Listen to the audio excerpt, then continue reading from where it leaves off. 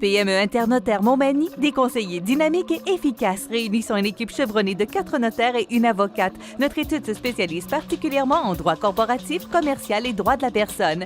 PME Internotaire Montmagny, 111 avenue Collin, 248 14 14.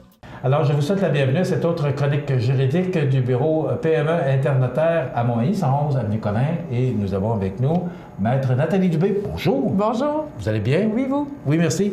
On a un sujet très intéressant aujourd'hui et je suis certain que ça va captiver votre attention. Le bail. Oui. On va s'attarder surtout sur sa résiliation et les animaux. Bon, d'abord, commençons par c'est quoi un bail? C'est quoi l'obligation pour quelqu'un qui signe un bail? OK. Le bail est vraiment un contrat. Il y a une section prévue au Code civil du Québec pour ce contrat-là. C'est un contrat de location conclu entre le propriétaire et le locataire afin de définir leurs engagements respectifs envers le logement qui est loué. Lorsque l'on parle d'un bail résidentiel, je ne m'attarderai pas aux bails commerciaux parce que c'est un tout autre monde. Donc, bail résidentiel, c'est la Régie du logement qui s'applique et il y a un formulaire obligatoire depuis le 1er septembre 1996 lorsque l'on loue un logement résidentiel. OK. Donc, c'est ce document-là qui est reconnu de la Régie du logement et c'est celui-là qu'on doit faire appliquer. C'est ça. Que ce soit pour une chambre, un appartement en copropriété ou une maison. Donc, c'est le document qui est obligatoire de signer depuis 1996. La question qui tue. Est-ce qu'on peut résilier un bail? Oui, il y a certains cas où est-ce qu'on peut résilier un bail. Donc, c'est pas monnaie courante, mais il y a certaines situations. La première que je peux vous parler, c'est l'accès au programme Habitation à loyer modique. Donc, souvent, il y a une liste d'attente, on s'inscrit là-dessus. Et lorsque c'est à notre tour d'avoir accès à un logement à loyer modique, là, on peut résilier notre bail. Il y a une façon de faire, par contre, des avis envoyés. Lorsque notre bail est de plus de 12 mois, il faut avoir envoyé au moins un avis de 2 mois à notre locataire. Et lorsque le bail est de 12 mois et moins, c'est un avis d'1 mois qui est requis pour le locataire. Donc, le propriétaire, à ce moment-là, n'a pas le choix d'accepter la résiliation. OK. Il y a aussi l'admission dans un centre d'hébergement de soins de longue durée ou en résidence pour aînés. Donc, c'est la même chose. Il y a un avis de 2 mois également qui est à donner à ce moment-là au propriétaire. Et on ne peut pas non plus vous expulser avant cet avis de 2 mois-là de votre logement. Le propriétaire doit respecter ça, même si vous avez votre place dans l'habitation pour soins de longue durée. Est-ce qu'il y a des conditions médicales qui doivent être prouvées ou c'est... Non, c'est l'admission de façon permanente. Okay. Donc, avec le formulaire qui est requis, c'est certain qu'il faut la preuve de cette admission-là pour le locataire pour pouvoir résilier le bail. L'autre cas de résiliation, c'est le décès. Le décès, lorsqu'une personne vit seule, donc le bail peut être résilié avec un avis de 2 mois également. Donc, ou une entente avec le propriétaire aussi, s'il a déjà reloué l'appartement. Mais sinon, c'est un avis de 2 mois que le liquidateur ou l'héritier peut faire au propriétaire.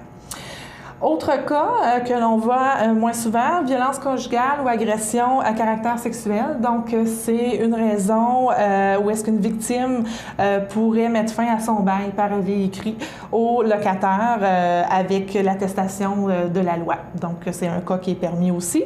Un bail sans durée fixe également. Donc, il faut avoir un avis d'1 mois pour quitter les lieux. Donc, ce qu'on entend, les bails au mois, les bails verbaux. Mais les bails verbaux, il faut faire attention. Il faut quand même qu'il y ait un écrit dans les 10 jours qui est requis par la loi. Souvent, on ne le voit pas, mais dans la loi, c'est ce qui est prévu. On peut aussi résilier notre bail lorsque notre logement est impropre à l'habitation. Donc, il y a certains critères à respecter. Puis, il est tenu d'aviser le propriétaire de l'état du logement avant l'abandon et dans les 10 jours qui suivent. Donc, c'est pas seulement si le logement ne nous plaît pas, mais vraiment avec les critères de la loi pour l'insalubrité de l'habitation. Donc, c'est vraiment les conditions spécifiques. Oui. On ne peut pas résilier un bail, c'est un contrat. C'est ça. Donc, le contrat et la non-résiliation d'un bail est à peu près le seul droit qui est protégé pour le propriétaire. Le reste de la loi est vraiment fait pour les locataires, donc le maintien dans les lieux et tout ça, la reconduction et tout. La résiliation, c'est vraiment les cas spécifiques qu'on vient de nommer qui s'appliquent. C'est sûr qu'on peut quitter toujours durant le courant de notre bail, notre logement, et si le propriétaire accepte une sous-location ou une cession de bail, bien, il faut avoir une entente avec celui-ci. On ne peut pas quitter et dire, bien, vous pouvez sous-louer. Non, on est toujours obligé au paiement du loyer jusqu'à la fin du bail, même si on a décidé de quitter pour une autre habitation, l'achat d'une propriété, souvent on le voit. Si on a renouvelé notre bail après le 31 mars, je me suis trouvé une maison au mois de juin, bien, je suis encore engagée de juillet à juin l'année prochaine parce que j'ai signé une reconduction où j'ai fait reconduire mon bail, à moins d'entendre avec mon propriétaire pour autrement. Sinon, je suis tenue financièrement au paiement du loyer. Vous parlez de sous-location, ça m'amène à vous poser la question, est-ce qu'on peut sous-louer à qui on veut? Comment ça fonctionne? Exemple, on a reconduit un bail, Ouais. J'achète une maison au mois de juin, là, je veux sous-louer. Est-ce que je peux sous-louer à qui je veux ou je dois passer par le propriétaire? Non, on doit toujours avoir l'acceptation du propriétaire également pour la sous-location ou la cession de bail. Donc, j'utilise sous-location et cession de bail. Sous-location, c'est que lorsqu'on transfère de résidence, on loue notre logement à quelqu'un d'autre, le propriétaire a accepté, on demeure toujours responsable lorsque c'est une sous-location. Donc, si le nouveau locataire ne paie pas son loyer, le propriétaire peut toujours revenir contre moi. Par contre, si j'ai fait une cession de mon bail, là, c'est seulement le nouveau locataire qui est responsable du loyer. Le sous-locataire doit-il signer un bail lui aussi? Comment ça fonctionne? Oui, on signe vraiment Oui. la documentation de sous-location qui est prévue dans le formulaire de bail. Mais c'est le bail, le Initial premier bail qui qui est en vigueur. Exact. OK. À moins de vraiment refaire un nouveau, si le propriétaire a accepté de prendre le nouveau locataire et de signer un nouveau bail, là, nous, on est abstrait des obligations et c'est le nouveau qui embarque par la suite. Maintenant, les animaux. Oui.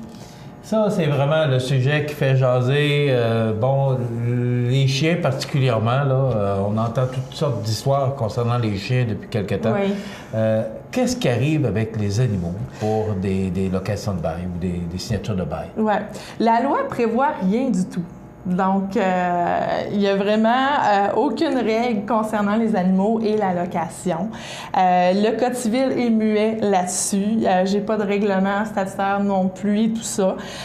Donc, par contre, le propriétaire a le droit d'interdire les animaux. A le droit aussi de faire des catégories d'animaux. Donc, je peux permettre les chats, mais ne pas permettre les chiens et vice-versa. Donc, le propriétaire peut l'inscrire dans le bail. Donc, le propriétaire doit vraiment indiquer s'il refuse tout animal ou s'il en accepte ou tolère. Il y a une section là, de réservée pour ça. Il n'y a pas nécessairement une section, mais il y a un endroit où est-ce qu'on peut l'écrire. Et c'est important que ce soit clair. Donc, est-ce que c'est tout refus ou il y a une acceptation des chats, pas des chiens, ou c'est tout animal. Il y a aussi dans les règlements internes de l'immeuble. Donc, j'ai le bail, le formulaire, mais un immeuble peut avoir un règlement à part, donc sur certaines particularités, dont les animaux. Donc, ça se peut que ça se trouve dans le bail ou dans le règlement interne de l'immeuble pour savoir est-ce qu'on a le droit aux animaux ou pas. OK. Mais de plus en plus, il y a une interdiction des gens, Oui. mais on a signé un bail, on amène un petit chaton en cours de bail, c'est interdit, on peut être pénalisé, on peut être... qu'est-ce que le propriétaire peut faire? De quelle façon il intervient? Oui, le propriétaire pourrait vous demander de vous débarrasser de votre animal à ce moment-là si les animaux sont interdits. Il peut y avoir une tolérance. Souvent, on a une tolérance pour les chatons, les chats, mais aussitôt qu'il y a une plainte ou que le propriétaire s'en aperçoit, il peut vous interdire d'avoir cet animal-là.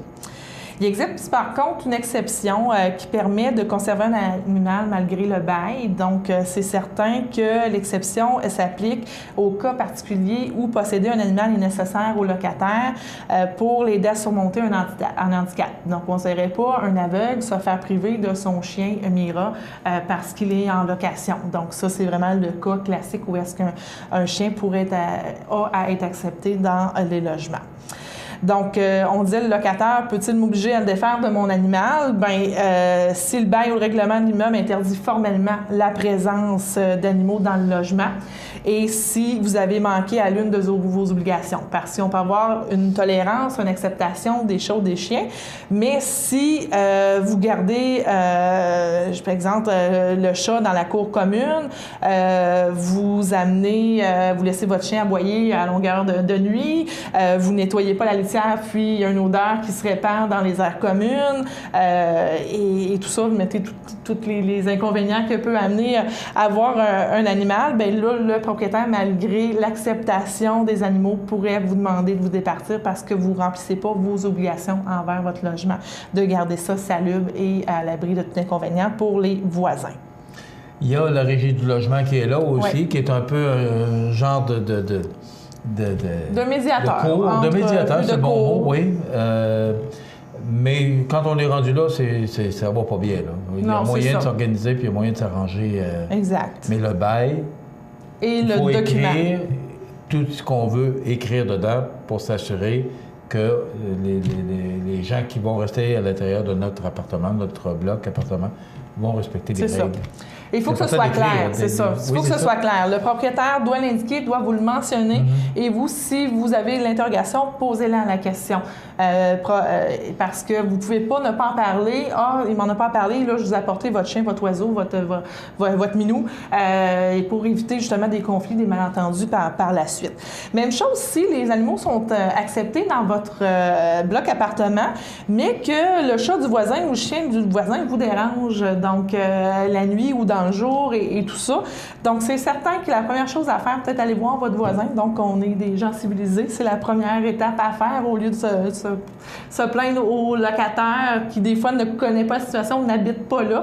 Donc, peut-être avoir une entente avec le voisin, lui dire quel est le dérangement, puis essayer de régler ça. Par la suite, vous pouvez porter plainte au propriétaire qui, lui, va exercer ses recours selon le bail, selon le règlement de l'immeuble ou selon la loi si les obligations ont fait manquement au niveau de votre voisin. Fait que c'est vraiment une question d'entente entre le locataire et le locataire parce que la loi est vraiment muette sur la question des animaux dans les logements. Donc, un bail, c'est un contrat. Oui. Il y a une date de début, une date de fin. Et il faut le respecter et respecter tout ce qui est inscrit à l'intérieur du bail. Exactement. C'est bien ce que j'entends. Oui. Merci beaucoup, c'est très intéressant. Ça complète notre chronique juridique. Je vous rappelle que vous avez besoin de conseils, Maître Nathalie Dubé, au 288 14 14. C'est le bureau PME Internotaire à Montmagny, mais il y a d'autres collègues qui sont à l'intérieur du bureau aussi, dont une avocate. Alors, si vous avez besoin d'informations, de renseignements, je vous conseille fortement parce que c'est très intéressant tout ce qu'on apprend ici. Merci. Merci beaucoup, Maître Nathalie Dubé. Ça complète notre chronique pour aujourd'hui.